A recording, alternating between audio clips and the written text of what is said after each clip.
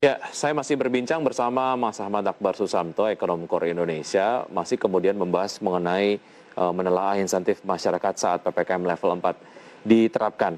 Oke, di segmen awal tadi kita sempat membahas mengenai bagaimana sebetulnya sebuah mekanisme pengawasan dapat menjadi sebuah mekanisme yang disertakan dalam penyaluran bantuan sosial kepada masyarakat. Walaupun memang ada tadi mengkategorikan beberapa mekanisme pengawasan yang eh, terkadang kemudian ini malah jadinya memperlambat penyaluran begitu karena dari pengawasan tersebut diperlukan adanya birokrasi yang berlapis sehingga menyebabkan penyaluran dari bantuan sosial tidak akseleratif. Nah, kalau kita lihat dari mekanisme pengawasan whistleblowing lah yang kemudian dilakukan oleh masyarakat, apakah ini sudah berjalan dan kalaupun memang sudah berjalan, bagaimana sebetulnya pemerintah merespon terhadap mekanisme whistleblowing ini terhadap penyaluran dari bantuan sosial kepada masyarakat? Ya, jadi bantuan sosial yang berupa bantuan tunai yang dikirimkan lewat rekening itu sebenarnya ngawasinya mudah karena jelas kan arahnya dari pemerintah ditransfer kepada siapa, nomornya berapa, itu kan jelas. Itu nanti lebih mudah. Mungkin kesalahannya adalah bahwa yang harusnya nggak dapat dia dapat. Gitu. Dan di situ dan dia diam-diam aja gitu ya. Betul, dan itu bisa jadi terjadi juga di lapangan karena misalnya begini nih, Pak RT-nya, Pak RW-nya, Pak Lurahnya, dan seterusnya begitu, mereka mendaftar orang yang harusnya nggak dapat tapi dapat, gitu ya. Ya, itu yang seringkali terjadi adalah seperti itu. Nah, yang risiko lebih besar terkait dengan pengawasan ini adalah bantuan yang berupa barang sebenarnya. Ya, misalnya adalah sembako. Gitu. Nah, ini yang harus diawasi secara lebih ketat. Di situ problemnya bukan sekedar orang yang harusnya nggak dapat dia dapat, bukan sekedar kesalahan penyaluran bantuan, tetapi juga problem-problem lain yang terkait dengan proses pengadaannya misalnya, yang itu angkanya justru bisa lebih besar daripada kesalahan-kesalahan yang tadi di lapangan, gitu ya. Pengalaman tahun lalu lah saya kira sangat jelas, gitu, bagaimana pengadaan bansos itu kemudian menjadi perkara yang masuk ke KPK, gitu. Itu yang menurut saya lebih berisiko, gitu. Nah, kalau program Keluarga Harapan saya kira juga karena itu juga penyalurannya melalui rekening itu relatif lebih risikonya lebih kecil, gitu. BLT desa mungkin nanti akan ada ruang-ruang di mana di situ ada penyalahgunaan oleh tokoh-tokoh lokal, gitu, dan itu mungkin perlu diawasi juga, gitu. Ya. Ketika ada effort pengawasan yang lebih besar lah terkait dengan bantuan-bantuan sosial yang sifatnya memerlukan pengadaan sebelumnya, dan ini juga kita punya pengalaman di tahun lalu ada menteri yang kemudian terkena kasus ini begitu.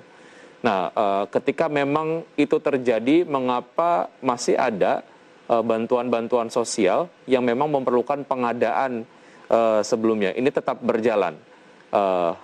Harusnya kan memang ketika ada effort yang bisa dieliminir, kenapa tidak gitu? Pilih yang lebih praktis.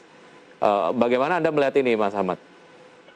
Ya, saya sendiri kalau boleh memilih, misalnya saya, gitu, saya membuat kebijakan, saya akan hilangkan kebijakan ini, gitu. Saya akan fokuskan semuanya dalam bentuk bantuan tunai. Tetapi kalau Anda tanya mengapa kok masih ada yang semacam ini, apa alasan di balik itu? Nah, di antara alasan formal yang biasa diajukan adalah bahwa kita ingin memastikan bahwa masyarakat itu bisa mendapatkan barangnya. Jadi kaitan dengan sembako ya. Kalau mereka dikasih uang, belum tentu uang itu kemudian bisa dibelanjakan untuk mendapatkan sembako yang mereka butuhkan, misalnya.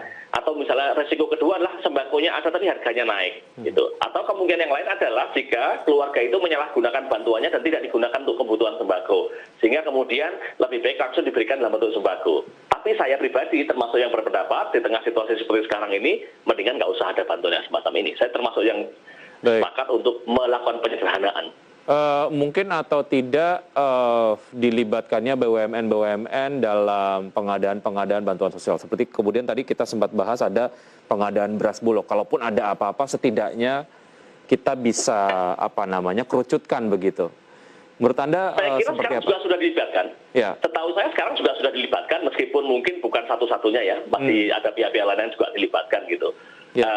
Karena kan beberapa waktu yang lalu ada pihak swasta yang terlibat dan lain sebagainya gitu, sehingga kemudian kayaknya fokus pengawasannya jadi terlalu banyak. Tapi ketika misalnya banyak BUMN yang lebih banyak lagi maksud saya yang dilibatkan, setidaknya secara pengawasan sudah terkerucut begitu, sudah sudah ada mekanisme pengawasannya begitu, Mas Ahmad.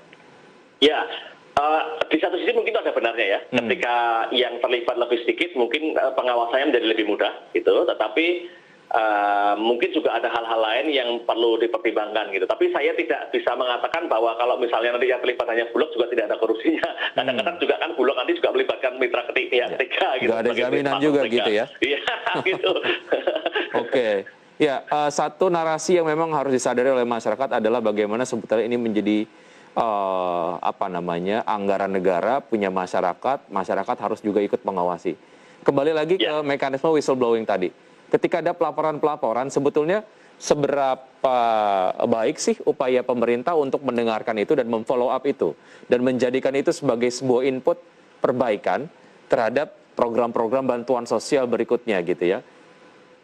Nah, kalau soal ini saya tidak punya data yang cukup valid gitu untuk bisa membuat penilaian gitu. Saya tidak tahu apakah seberapa banyak misalnya laporan-laporan itu dan seberapa jauh sudah tidak lanjuti, jadi saya nggak bisa berkomentar mungkin.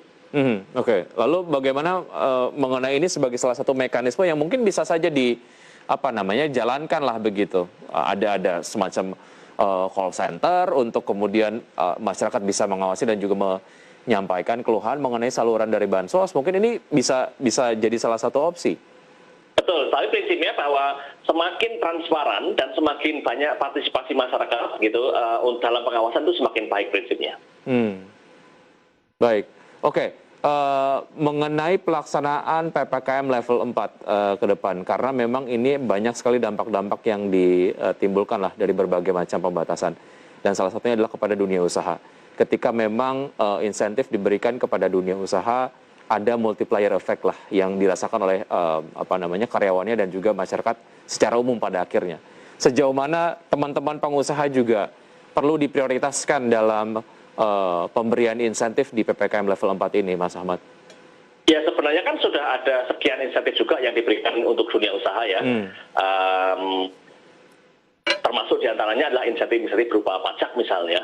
Saya kira itu juga masih dilanjutkan kan, gitu sampai akhir tahun ini. Ada 6 skema insentif pajak ya, termasuk di situ skema-skema yang untuk pengusaha gitu. Jadi itu kita lanjutkan begitu dan mudah-mudahan sih kalau saya berharapnya yang paling penting adalah pandemi COVID-nya segera teratasi gitu. Oke.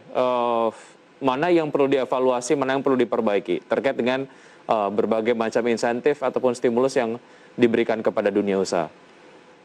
Ya, bagi saya stimulus itu sifatnya hanya mengurangi rasa sakit aja, gitu, mengurangi rasa sakit atau membantu supaya yang sudah hampir kolaps nggak sampai kolaps gitu. Tetapi itu tetap aja dia sifatnya sebenarnya hanya darurat aja. Kalau dikatakan bisa mengatasi masalah sepenuhnya, saya yakin nggak sebenarnya. Kalau boleh milih, saya yakin mereka semua milih situasi normal aja, gitu. Oke, tadi kita sudah sampaikan melalui grafis ada beberapa aturan-aturan terkait dengan PPKM level 4 ini begitu. Mungkin Anda bisa sampaikan sedikit mengenai evaluasi dari penerapan PPKM darurat yang lalu dan dari evaluasi tersebut sebisa mungkin sih tidak kemudian kesalahan-kesalahan yang sama tidak terulang lah di penerapan PPKM level 4 ini. Apa saja Mas Ahmad? Gini, menurut saya yang paling penting substansi dari PPKM itu kan mengurangi interaksi dan kemudian mencegah penularan COVID-19. Nah, harusnya substansi itu yang kita jaga, bukan sekedar hal-hal yang sifatnya nggak substantif. Mohon maaf nih contoh gitu ya.